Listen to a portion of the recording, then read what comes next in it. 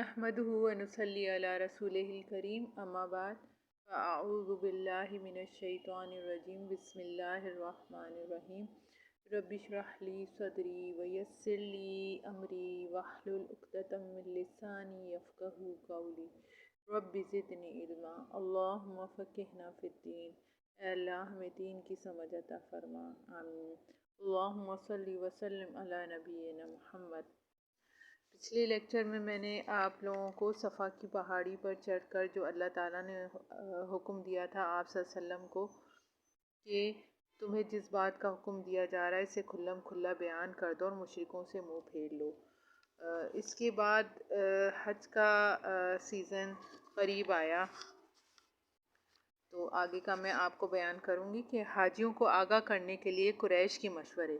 कुरैश इस पूरी सूरत हाल को तशवीश की नज़र से देख रही थी और अभी इस पर थोड़ा ही अरसा गुजरा था कि हज का वक्त आ गया और इन हाजियों के बारे में तशवीश ने आ घेरा। चुनाचा इनकी एक जमात वलीद बिन मुगीरा के पास आई। ये इनमें उम्र रसीदा और मर्तबे का आदमी था। उसने कहा, देखो हज का वक्त आ गया, अब हर तरफ से लोग तुम्हारे पास आएंगे और वो तुम्हारे इस साहब का मामला सुन ही चुके हैं, लिहाजा कोई एक राय तय कर लो और मुख्तलिफ बातें ना कहना, वरना एक दूसरे को झुटला बैठोगे। लोगों ने कहा, आप ही कहें और हमारे लिए कोई राय तय करें। इसने कहा, नहीं, बल्कि तुम लोग कहो, मैं सुनूंगा। लोगों ने कहा, अच्छा तो हम कहेंगे वो काहिन है। उसने कहा, वो काहिन नहीं, हमने काहिनों को देखा है, इसमें ना इनकी सी बात, ना गुनगुनाहट है, ना तुकबंदी है। लोगों ने कहा, तब हम कहेंगे कि वो पागल है। उसने कहा, वो पागल भी नहीं, हम पागलपन को जानते हैं, पहचानते हैं। इसमें ना पागलों जैसी घुटन है, ना उल्टी सीधी हरकतें, ना बहकी बहकी बातें। लोगों ने कहा, तब हम कहेंगे वो शायर है। उसने कहा, वो शायर भी नहीं, हमें शेर व शायरी की तमाम किस्में मालूम है, वो शायर नहीं। लोगों ने कहा, अच्छा तो हम कहेंगे वो जादूगर है।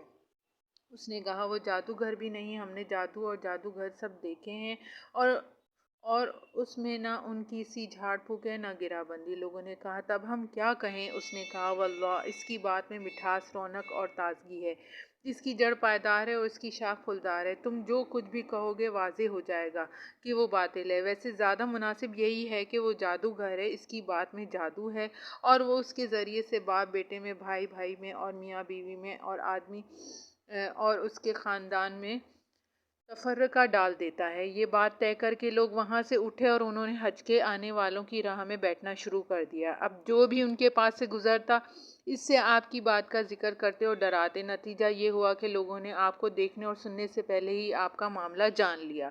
इसके बाद जब हज के दिन आ गए तो नबी सल्लल्लाहु अलैहि वसल्लम ने हाजियों के मजमू और डेरों में जा जाकर उन्हें इस्लाम की तरफ बुलाना शुरू किया। आप फरमाते, लोगों ला इलाहा इल्लल्लाह कहो, कामयाब रहोगे। इधर अबू लहब का ये हाल था कि आपके पीछे पीछे लगा रहता, झुटलाता जाता और तकलीफ भी पहुंचाता। इस तरह इस हद से जब हुज्जाज वापस हुए तो पूरे अरब में नबी सल्लल्लाहु अलैहि वसल्लम का चर्चा फैल गया था।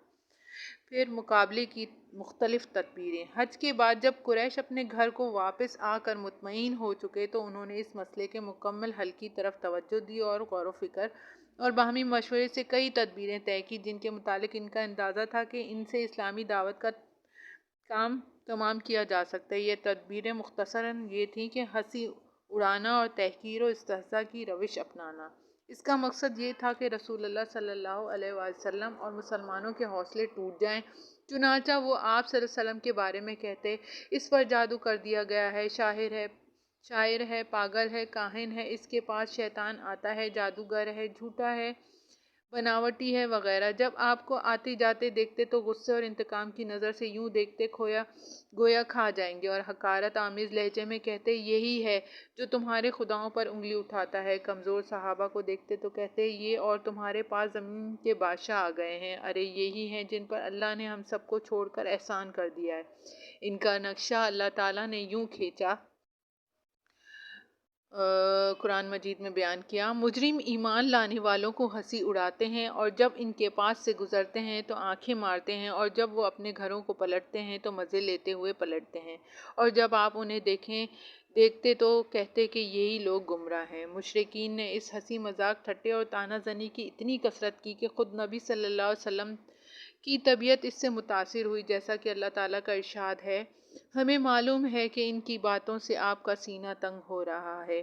پھر بتایا کہ اس کا اثر کیسے جائے گا اور ثابت قدمی کیسے آئے گی۔ چنانچہ فرمایا تم اپنے پروردگار کی حمد کے ساتھ اس کی تسبیح کرو اور سجدہ کرنے والوں میں سے ہو جاؤ اور اپنے رب کی عبادت کرتے رہو یہاں تک کہ موت آ جائے۔ اس سے پہلے آپ کو تسلی بھی دی گئی۔ ہم آپ سے استہزاء کرنے والوں کو کافی ہیں۔ جو اللہ کے ساتھ دوسروں کو معبود ٹھہراتے ہیں انہیں بہت جلد نتیجہ معلوم ہو جائے گا۔ آپ کو یہ بتایا گیا کہ ان کی حرکت ان کے لیے باعث وبال ہوگی۔ چنانچہ فرمایا گیا آپ سے پہلے بھی رسولوں کے ساتھ استہزاء کیا جا چکا ہے، جس کا نتیجہ یہ رہا کہ خود ان کا مذاق اڑانے والوں کو ان کے استہزاء نے گھیر لیا۔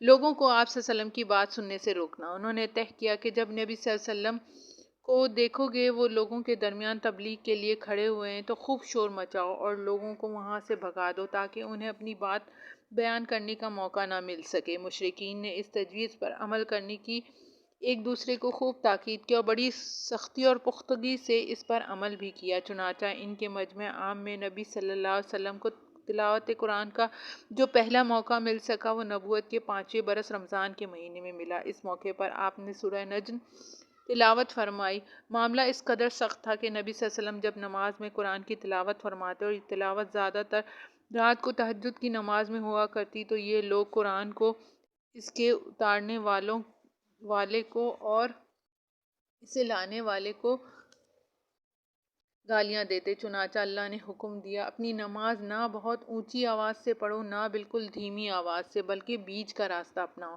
اس تدبیر کا ایک حصہ یہ تھا کہ نضر بن حارث ہیرا اور شام گیا اور وہاں سے لوگ کہانیاں اور رستم اسفندر یار کے قصے سیکھ کر آیا اور جہاں مجلس جمتی داستان شروع کر دیتا اور لوگوں کو موقع ہی نہ دیتا کہ وہ نبی صلی اللہ علیہ وسلم کی بات سن سکیں۔ اگر پتہ چلتا کہ کسی مجلس میں بیٹھ کر آپ نے کچھ واعظ و نصیحت کی ہے تو آپ کے ہٹتے ہی ٹپک پڑتا اور قصے کہانیاں سنا کر کہتا کہ آخر محمد کی بات کیوں کر مجھ سے اچھی ہوگی۔ اس کے بعد اس نے ایک قدم اور آگے بڑھایا، گانے بجانے والی لونڈیاں خریدیں اور جس کے متعلق سنتا کہ وہ اسلام کی طرف مائل ہے تو اسے کسی لونڈی کے پاس لے جا کر اس لونڈی سے کہتا کہ اسے کھلاؤ پلاؤ اور گانے سناؤ اور اس شخص کو سمجھاؤ کہ محمد جس بات کی طرف بلا رہے ہیں یہ اس سے بہتر ہے۔ اللہ نے اس بارے میں یہ آیت نازل فرمائی، بعض لوگ کھیل کی بات خریدتے ہیں تاکہ علم کے بغیر اللہ کی راہ سے گمراہ کریں اور اسے مذاق بنائیں، ایسے لوگوں کے لیے رسوا کن عذاب ہے۔ آج ہم یہاں تک رکھتے ہیں، ہم اپنی اگلی حدیث دیکھ لیتے ہیں۔ امید ہے کہ آپ لوگوں نے پرانی تمام حدیثیں یاد کر لی ہوں گی۔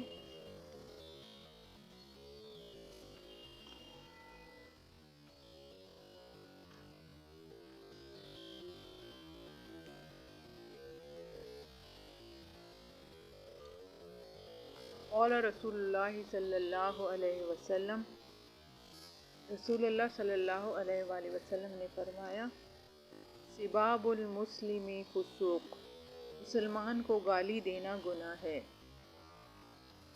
سب مسلمان آپس میں بھائی بھائی ہیں، کوئی مسلمان کسی مسلمان بھائی کو گالی نہ دے۔ گالی دینا بری عادت ہے، گالی دینے سے لڑائی جھگڑا ہوتا ہے۔ آج ہم یہیں تک رکھتے ہیں۔ سبحانک اللہم و بحمدک نشہد ان لا الہ الا انت نستغفرک و نتوب الیک۔ سبحان ربک رب العزت عما یصفون وسلام علی المرسلین والحمد للہ رب العالمین۔ الہی آمین۔ السلام علیکم ورحمۃ اللہ وبرکاتہ۔